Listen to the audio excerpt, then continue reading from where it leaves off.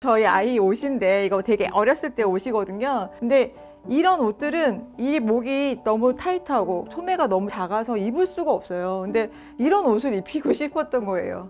예쁜 옷. 그래가지고 이거를 갖다가 뒤를 터버렸어요. 이렇게 터가지고 지금 풀러보면은 이렇게 열려요. 그러면 여기에다가 세로 하나 댔고 이거를 펼치면 이제 이렇게 벌어지는 거죠. 이제 앞에서 뒤로 이렇게 해서 이제 하나씩 겹쳐서 이렇게 입을 수 있게끔 그렇게 만들었는데 이걸로 특허를 받은 거예요. 저 카메라를 보고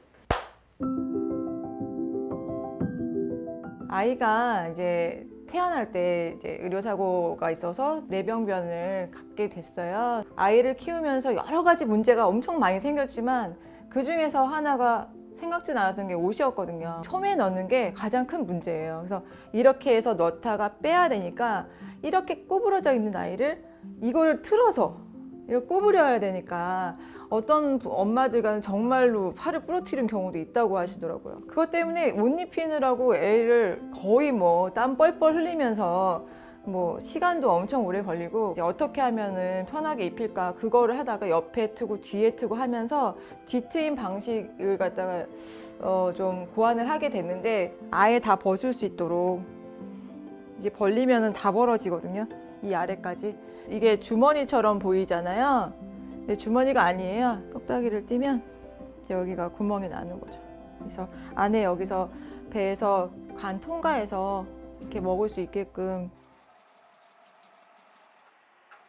장애인의 그 사이즈라는 게 없잖아요. 의류라는 것 자체가 없었기 때문에 해외 사례를 볼 수밖에 없는데 미국, 캐나다, 호주나 뭐 특히 이제 영국 같은 데서 굉장히 발달해 있고 장애인 쪽의 의료도 꽤 있더라고요. 그래서 이렇게 직구를 했거든요.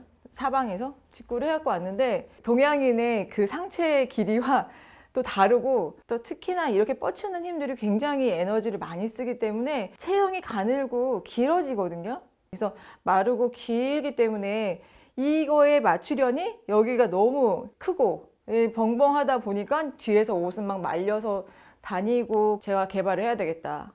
또 우리나라 아이들 사이즈에 맞춰가지고 해봐야겠다라는 생각을 하게 된 거예요. 이렇게 왜 이렇게 기냐고 여기가 패턴 잘못 해갖고 온 거 아니냐라고 하셔요. 공장에서들. 보통 아이들은 휠체어에 많이 앉아있단 말이에요. 그럼 저희 오래 앉아있으면 여기 이렇게 하면 뒤에가 내려가잖아요. 바지가. 이 미디를 좀 길게 해야 되겠다.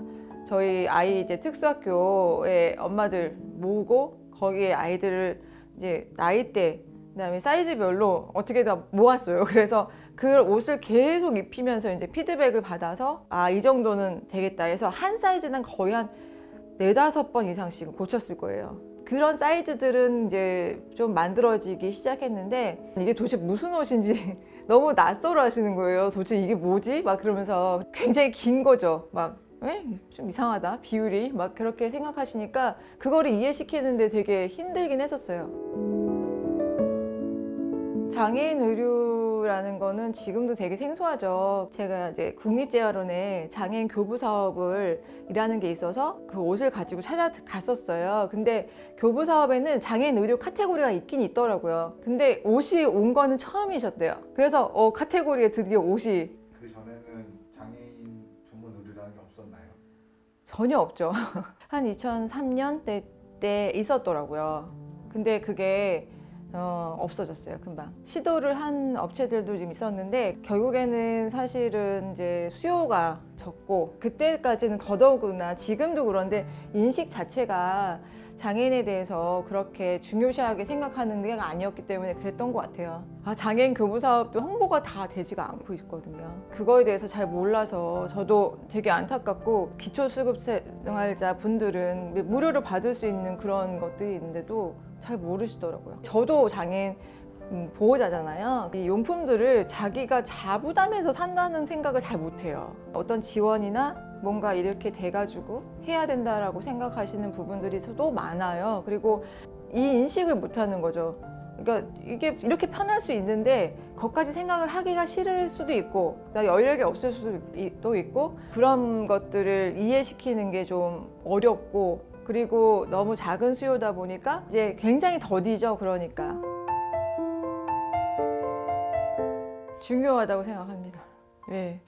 그러니까 비장애인 분들도 마찬가지잖아요. 네, 비장애인 분들도 후질근하게 입을 때랑 다르잖아요. 내가 옷이 날개라는 것처럼 내 마음가짐도 달라지고 다른 사람이 보는 시선이나 어떤 대하는 태도도 달라지고 특수학교나 아니면 치료를 다닐 때 내가 깨끗하게 입혀가지고 신경 쓰는 아이는 선생님들도 신경 써요. 그거는 정말 크다고 생각해요. 그렇게 자기 아이를 아끼는 거잖아요. 예쁜 옷을 입히고 싶다. 예쁜 옷이 반드시 이게 이미지가 무시하고 안 무시하고 이런 것이 반드시 통용되는 건 아니지만 상당히 통용된다고 생각을 하고, 그리고 그런 것들이 또 아이들한테도 편하고 하니까 굉장히 중요하다고 생각을 해요. 그리고 엄마들한테도 그래요. 인상 쓰고 있지 말으라고. 그리고 너도 꾸미고 다녀라. 엄마도 그렇게 해서 생기를 찾고 아이도 그렇게 해서 해야지 다른 사람도 바라보는 시선이 달라지고 그거로 인해서 나의 마음가짐도 달라진다고 생각을 하거든요.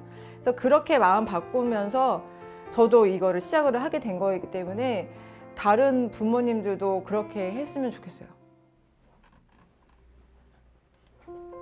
나는 어떠한 조건 때문에 조건하고 타협을 보여야 될 때는 있어야 된다고 생각해요. 하지만 거기에 매몰되면 안 된다고 생각하거든요. 장애인을 키우는 엄마 그러면은 어렵겠다라는 게 다 있지만 누구나 다 어려움은 있는 거거든요. 어떤 분이든지 갖고 있는 어떠한 조건의 장애가 있을 거예요. 거기에 내가 스스로 그냥 묻혀버리면은 아무것도 안 된다고 생각해요. 예, 내가 하면 하는 거죠. 옷을 제가 사실 전공한 건 아니었거든요. 그래서 그때 옷을 배우자.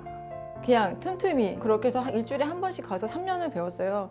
그때 제가 옷을 안 배웠다면 그냥 포기했다면은 어땠을까? 그럼 저는 아무것도 안 됐었을 거고 오로지 예쁜 옷을 입혀야 되겠다라는 생각으로 그냥 그거만 잡고 갔었던 것 같아요. 그러니까는 거기에 묻히지 말고 그냥 그 안에서 그 정해진 악조건 안에서 할 수 있는 그 아주 조그만 한 가지만 찾는다면 다 누구나 더 잘할 수 있을 것 같아요.